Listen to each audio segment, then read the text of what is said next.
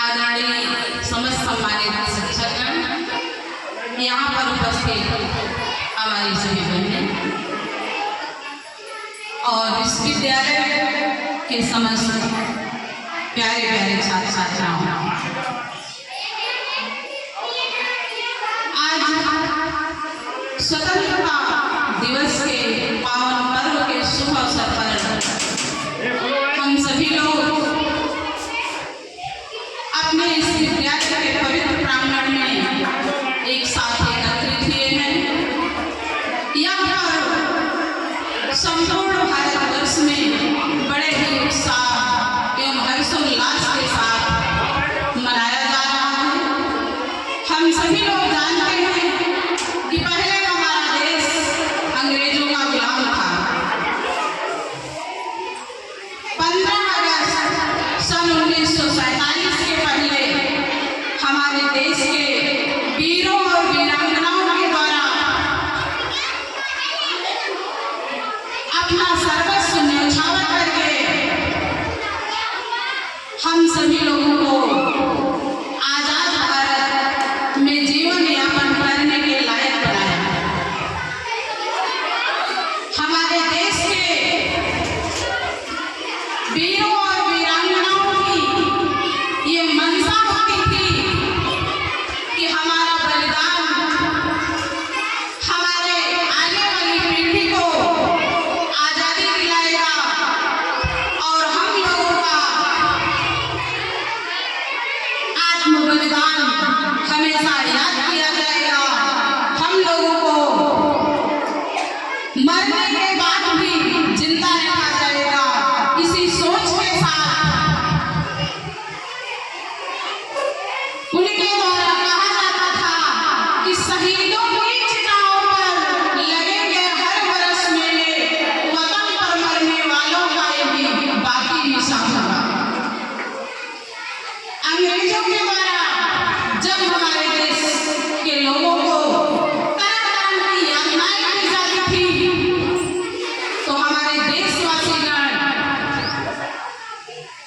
अपने देश को आजाद कराने के लिए मरने के लिए तैयार हो गए।